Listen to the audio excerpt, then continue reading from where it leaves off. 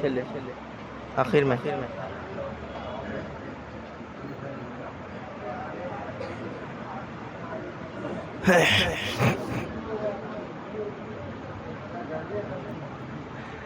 سامعین محترم السلام علیکم ورحمۃ اللہ تعالی وبرکاتہ۔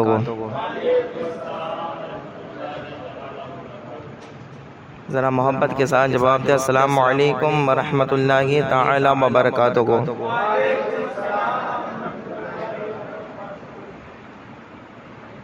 الحمدللہ الحمدللہ الاحد والثناء لرب الصمد والصلاة والسلام على من كان نبيا وآدم بين الروح والجسد الذي سمي في الأرض بمحمد ونودي في السماء أذن مني يا أحمد وعلى آله وأصحابه على الأبد لا سيما ابنه الكريم الغوث الأعظم الجيلاني سيد الفرد والوتد، أما بعد.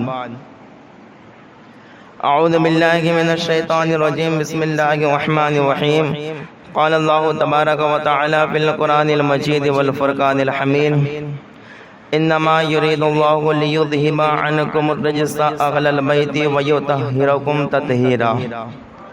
آمنت باللہ صدق اللہ المولانا العظیم وصدق رسولہ النبی الامین المعین المتین الکریم ونحن ولا ذالک لمن الشاہدین والشاکرین والحمدللہ رب العالمین۔ عقیدت محبت کے ساتھ بارگاہ رسالت مآب صلی اللہ علیہ وسلم میں درود پاک پیش فرمائے۔ اللہ رب محمد صلی اللہ علیہ وسلم نقل عباد محمد صلی اللہ علیہ وسلم صلاۃ و سلام علیک یا رسول اللہ صلی اللہ تعالی علیہ وسلم۔ ایک شاعر کا یہ خوب ارشاد فرماتا ہے کہ شاہوں سے ہم کو افضل و اعلیٰ بنا دیا، شاہوں سے ہم کو افضل و اعلیٰ بنا دیا، رب نے ہمیں حضور کا منگتا بنا دیا، رب نے ہمیں حضور کا منگتا بنا دیا، اور پیدائش حضور تھی منظور جس جگہ، پیدائش حضور تھی منظور جس جگہ، رب نے اسی زمین پر کعبہ بنا دیا، پیدائش حضور تھی منظور جس جگہ، رب نے اسی زمین پہ کعبہ بنا دیا۔ اور دیکھیں انداز دیکھیں شاعر کا کیا خوب فرماتے ہیں کہ پائے نبی کی عظمت و رفعت تو دیکھیے، پا کہتے ہیں قدم مبارک کو، انہیں حضور صلی اللہ علیہ وسلم کا قدم مبارک۔ شعر کو سمجھے گا بڑا مزہ آئے گا۔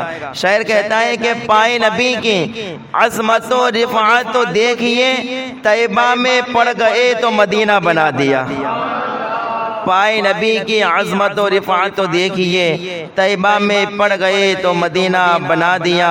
اور فرماتے ہیں پہنچا جو لے کے قبر میں عشق نبی کا داغ، پہنچا جو قبر میں لے کے عشق نبی کا داغ، منکر نکیر نے مجھے دلہا بنا دیا، منکر نکیر نے مجھے دلہا بنا دیا۔ اور فرماتے ہیں کہ بغداد والے پیر کے قربان جائیے، بغداد والے پیر کے قربان جائیے، چوروں کو جس نے صاحب تقوی بنا دیا، چوروں کو جس نے صاحب تقوی بنا دیا۔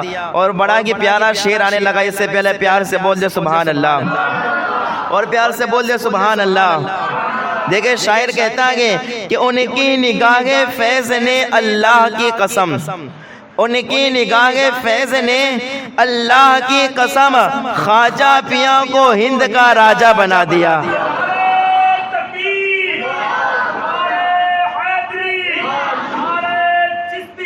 یا اگر ان کی نگاہ فیض نے اللہ کی قسم خواجہ پیا کو ہند کا راجہ بنا دیا۔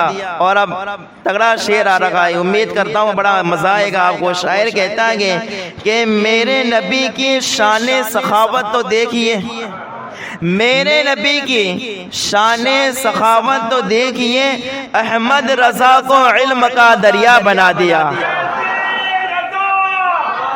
میرے نبی کی شان سخاوت تو دیکھیے، احمد رضا کو علم کا دریا بنا دیا۔ محبت سے درود پاک پیش فرمائیں۔ اللہ رب محمد صلی اللہ علیہ وسلم نقل عباد محمد صلی اللہ علیہ وسلم صلاۃ و سلام علیک یا رسول اللہ صلی اللہ تعالی علیہ وسلم۔ کچھ دیر کی گفتگو آپ کے سامنے آج میں کروں گا، اور اس میں آپ کے سامنے یہ عرض کروں گا کہ اللہ تبارک و تعالی نے کچھ خصوصیات جو اہل بیت کو عطا فرمائی وہ صرف اور صرف اہل بیت میں پائی جاتی ہے اور کسی میں نہیں پائی جاتی ہے۔ وہ خصوصیات میں سے چند خصوصیات، چند باتیں میں آپ کے سامنے رکھوں گا جو صفات اور جو خصوصیات صرف اور صرف اہل بیت میں پائی جاتی اور کسی میں نہیں پائی جاتی۔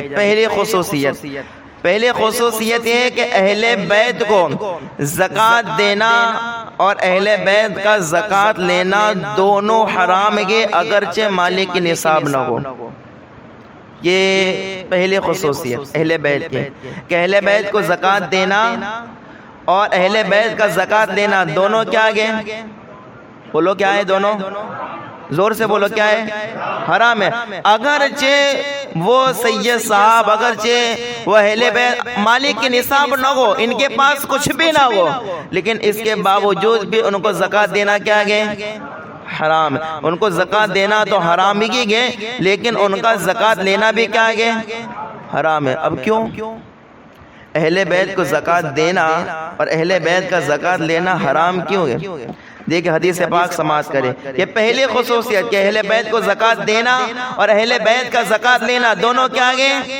حرام ہے۔ کیوں حرام ہے؟ حدیث پاک میں اللہ کے رسول صلی اللہ علیہ وسلم ارشاد فرماتے ہیں، اور یہ عبد المطلب بن ربیعہ سے یہ روایت ہے، حضور صلی اللہ علیہ وسلم فرماتے ہیں ان هذه الصدقات انما هي اوساخ الناس وانها لا تحل لمحمد ولا لآل محمد۔ اہل بیت کو زکوٰۃ دینا اور اہل بیت کا زکوٰۃ لینا اس لیے حرام ہے، اس لیے کہ زکوٰۃ یہ لوگوں کی میل ہے۔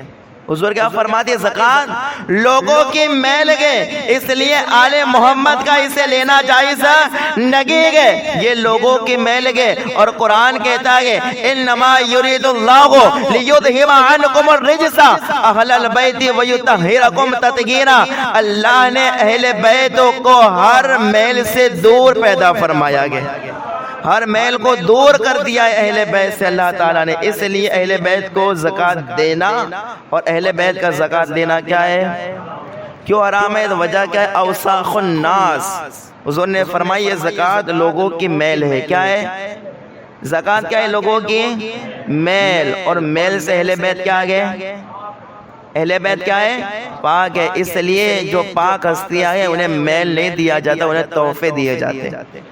کیا دیے جاتے ہیں؟ انہیں تحفے دیے جاتے ہیں، میل نہیں دیا جاتا۔ زکوٰۃ اور صدقات واجبہ نہیں دیے جاتے ہیں، ان کی بارگاہ میں تحفہ پیش کیا جاتا ہے، تو اس لیے اہل بیت کو زکوٰۃ دینا اور اہل بیت کا زکوٰۃ لینا کیا ہے؟ حرام۔ اور ایک متفق علیہ حدیث پاک ہے، اور وہ حضرت ابو ہریرہ سے روایت ہے۔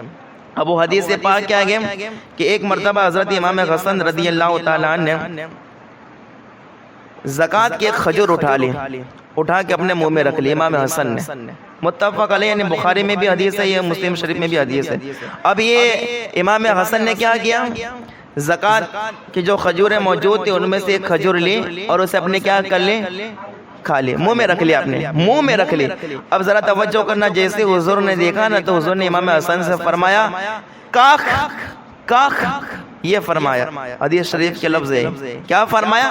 کاف اور کھے، کاخ کاخ۔ کاخ کا مطلب کیا ہوتا ہے؟ چھی چھی، اسے منہ سے نکال دو، بیٹے حسن اسے منہ سے نکال دو، کاخ کاخ، چھی چھی، اسے منہ سے نکال کر پھینک دو۔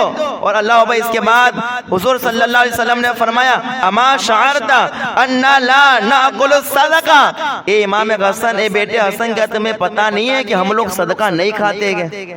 کیا تمہیں پتہ نہیں کہ ہم صدقہ نہیں کھاتے گے؟ یہ صدقات واجبہ اور زکوٰۃ لوگوں کی میل گے، یہ ہمارے لیے نہیں ہے، ہم تو وہ ہے کہ اشارہ کر دے تو رب جنت سے کھانا عطا فرما دے، ہمارے لیے میل نہیں ہے، یہ صدقات واجبہ اور یہ زکوٰۃ ہمارے لیے نہیں ہے۔ یہ حسن کا تمہیں پتہ نہیں کہ ہم صدقہ نہیں کھاتے گے؟ اللہ اکبر۔ اس وجہ سے اہل بیت کو زکوٰۃ دینا اور اہل بیت کا زکوٰۃ لینا دونوں کیا ہے؟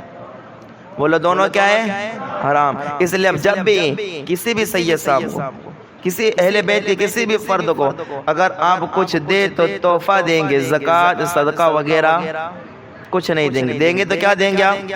تحفہ دیں گے، تحفہ دیں گے۔ اور ایک حدیث پاک کے اندر آتا ہے کہ ایک مرتبہ حضور صلی اللہ علیہ وسلم نے ایک شخص کو جو گئے آپ نے کہا کہ جاؤ زکوٰۃ وصول کر کے آؤ، توجہ کرنا، زکوٰۃ وصول کر کے آؤ۔ اب وہ ہے کہ وہ شخص حضرت ابو رافع کے پاس آتا ہے، اور ابو رافع کون ہے؟ حضور صلی اللہ علیہ وسلم کے آزاد کردہ غلام ہے۔ کون ہے؟ حضور کے آزاد کیے ہوئے آزاد کردہ غلام ہے۔ اب حضور نے ایک شخص سے کہا کہ جاؤ زکوٰۃ وصول کر کے آؤ۔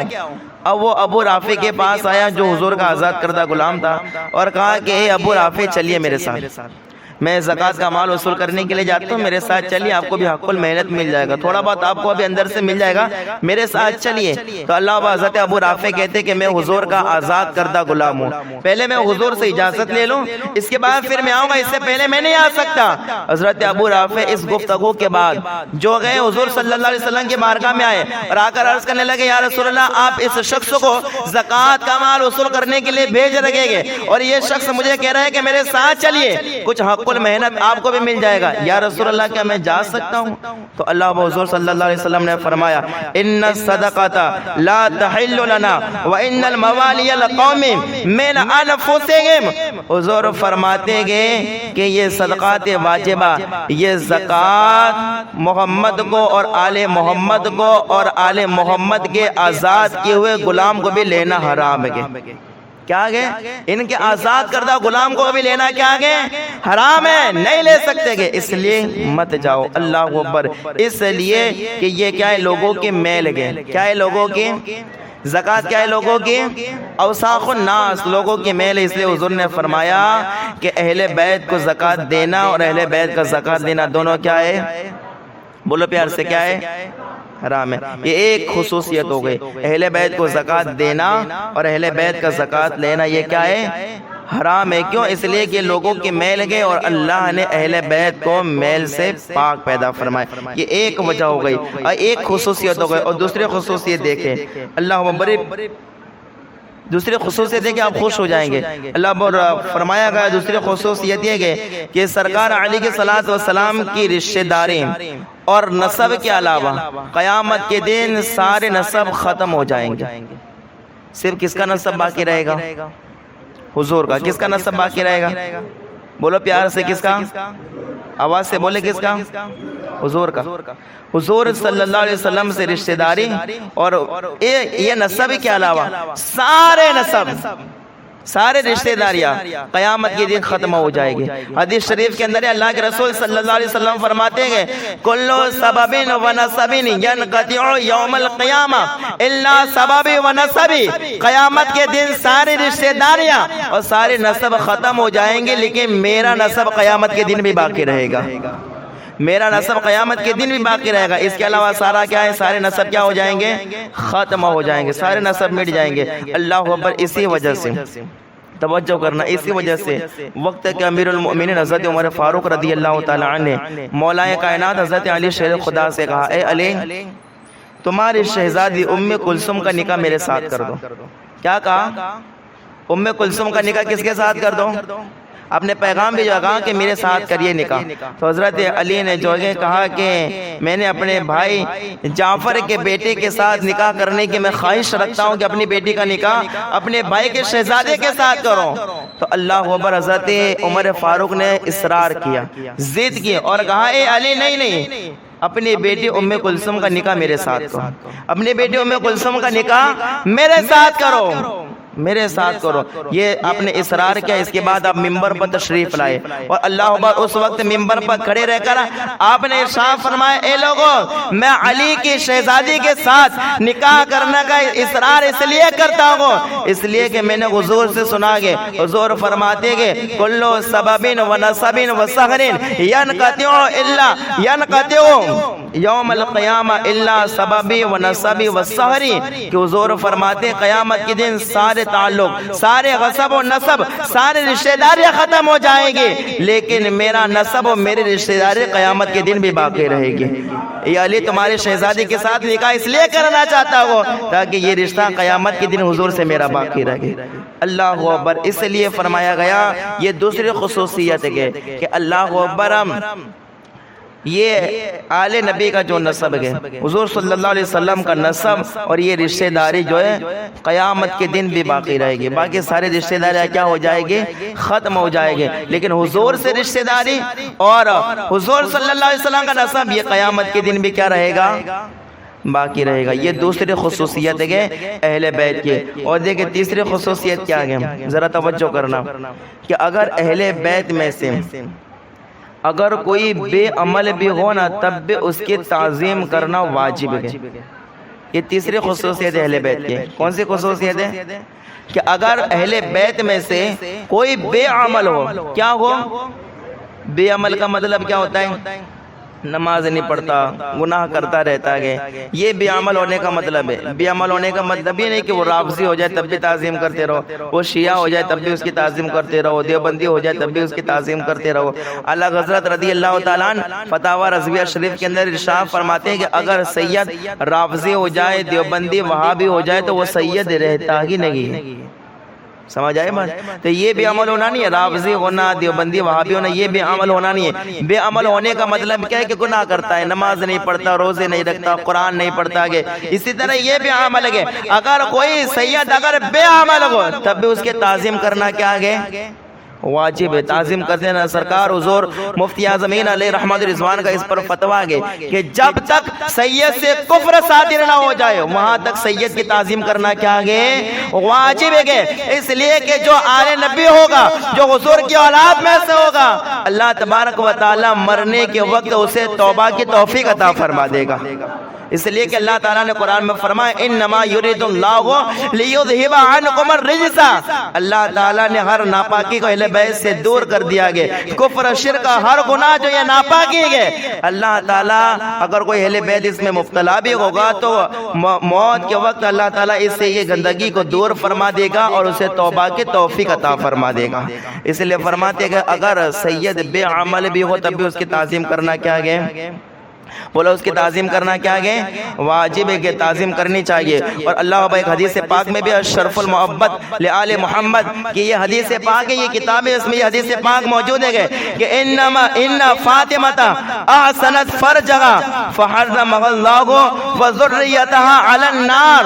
حضور صلی اللہ تعالی علیہ وسلم فرماتے ہیں کہ اللہ میری بیٹی فاطمہ نے میری بیٹی فاطمہ ایسی پاک دامن رکھی ہے کہ اللہ تعالی میری بیٹی کو اور اس کی اولاد کو اور اس سے محبت کرنے والوں کو جہنم سے آزاد فرما دے گا۔ اللہ اکبر۔ اس وجہ سے جو ہے اہل بیت میں سے اگر کوئی بے عمل بھی ہو، اگر سید اگر بے عمل بھی ہو تو اب بھی اس کی تعظیم کرنا کیا ہے؟ ہمارے بزرگان دین فرماتے اگر قرآن کا ورق ہو، قرآن کا ورق اگر کیچڑ میں پڑ جائے تو آپ اس پر پاؤں رکھو گے کہ چومو گے؟ بولو پیار سے۔ اگر قرآن کا ورق اگر جو ہے کیچڑ میں گر جائے تو اس پر پاؤں رکھو گے کہ چومو گے؟ چومیں گے نا بھائی۔ کیوں؟ اس لیے کہ اگرچہ کیچڑ میں پڑ کے گندا ہوا لیکن ہے تو قرآن کا ورق نا، اس سے ہے تو نسبت قرآن سے نا۔ تو اگر کوئی سید بے عمل بھی ہو تو یہ نہ دیکھے کہ یہ بے عمل ہے، یہ دیکھے کہ نسبت رسول اللہ سے ہے، اس لیے اس سے کیا کرے؟ پیار کرے، محبت کرے، اس کی تعظیم کرے۔ اللہ اکبر۔ ایک شخص تھے جن کا نام تھا ابو محمد فاسی، وہ جو گئے حسینی سادات، وہ سید زادے ایسے تھے جو بے عمل تھے، گنہگار تھے، تو ان سے نفرت کرتے تھے، ان کن کاموں سے نفرت کرتے تھے۔ وہ نماز نہیں پڑھتے تھے، روزہ نہیں رکھتے تھے اور عبادت نہیں کرتے تھے، سنتوں کو چھوڑ دیتے تھے۔ تو ابو محمد فاسی جو تھے وہ ان سے نفرت کرتے تھے، ان سے کرتے گئے یار یہ جو سید زادے گئے اور بے عمل گئے، عمل نہیں کرتے گئے، تو اللہ اکبر یہ جو گئے ان سے ان عملوں سے نفرت کرتے تھے کہ یہ جو سید ہونے کے باوجود بھی ایسے کام کرتے گئے، حضور کی سنتوں کو چھوڑ دیتے گئے، قرآن پڑھنا چھوڑ دیتے، نمازیں پڑھنا چھوڑ دیتے گئے۔ تو اللہ اکبر۔ پھر کیا ہوا؟ جب ایک مرتبہ حضور کے روزے پر حاضر ہوئے، حضور کے روزے کے سامنے سر رکھ کر آپ سو گئے۔ جب سوئے تو خواب میں حضور کا دیدار نصیب ہوا۔ خواب میں حضور تشریف لائے اور فرمایا کہ اے ابو محمد فاسق کیا بات ہے کہ تم میری اولاد سے منہ پھیر رہے ہو، میرے اولاد سے نفرت کرتے ہو؟ ابو محمد فاسق کہتے یا رسول اللہ میں کیسے نفرت کر سکتا ہوں، میں تو انہیں کے عمل سے نفرت کرتا ہوں کہ وہ سید ہونے کے باوجود بھی وہ جو نماز نہیں پڑھتے، عبادت نہیں کرتے، اللہ کو راضی نہیں کرتے، انہیں کہ اس عمل سے نفرت کرتا ہوں، سید ہونے کی وجہ سے میں ان سے نفرت نہیں کرتا ہوں۔ حضور نے فرمایا کہ اللہ اکبر، وہ کیسا بھی گئے لیکن ہے تو میرا نا، کیا فرمایا ہے کیسا بھی لیکن ہے تو میرا نا، تجھے اس کی تعظیم کرنی چاہیے۔ اللہ اکبر۔ حضور صلی اللہ تعالی علیہ وسلم فرماتے گئے کہ جو سید ہونے کے باوجود بھی اگر اللہ کو اور مجھے ناراض کرتا ہے تو وہ میرے نافرمان اولاد ہے، تو نافرمان ہونے کی وجہ سے میرے نسب سے باہر نہیں ہو جائے گی، وہ میرا نسب ہی رہے گی۔ اس لیے تمہیں چاہیے کہ اگر وہ بے عمل بھی ہو تو اسے کیا کرنا ہے؟ محبت کرنی، اس کی تعظیم کرنی ہے۔ اگر سید کوئی بھی ہو، کائن کہ میں سادات میں سے ہوں، میں سید ہوں، تو پھر اس کے ہاتھ چوم لیا کریں۔ اگر آپ صرف نسبت رسول کی وجہ سے اگر آپ سید صاحب کے ہاتھ چوم لیں گے تو آپ کے دل کو ٹھنڈک پہنچے گی، آپ کے دل کو کیا پہنچے گی؟ ٹھنڈک پہنچے گی۔ اس لیے سید کا احترام کریں۔ یہ تیسری خصوصیت ہے کہ اللہ اکبر، اہل بیت میں سے اگر کوئی بے عمل بھی ہو کوئی سید، تب بھی اس کی تعظیم کرنا کیا ہے؟ واجب ہے۔ اس کی تعظیم کرنا کیا ہے بھائی؟ واجب ہے۔ اللہ اکبر۔ اور دیکھیں ایک اور خصوصیت، چوتھی خصوصیت یہ ہے کہ جو ہے سادات حضرت فاطمہ کی اولاد ہونے کے باوجود بھی وہ حضور کی اولاد کہی جاتی ہے۔ کس کی اولاد کہی جاتی ہے؟ حضرت فاطمہ کی اولاد ہونے کے باوجود بھی وہ کس کی اولاد کہی جاتی ہے؟ حضور کی اولاد کہی جاتی ہے۔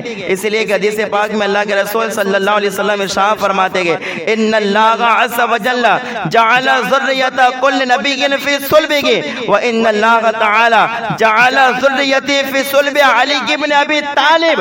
حضور صلی اللہ تعالی علیہ وسلم ارشاد فرماتے ہیں کہ اللہ تعالی نے ہر نبی کی اولاد کو ان کی پشت میں رکھا اور اللہ نے میری اولاد کو علی کی پشت میں رکھا گیا۔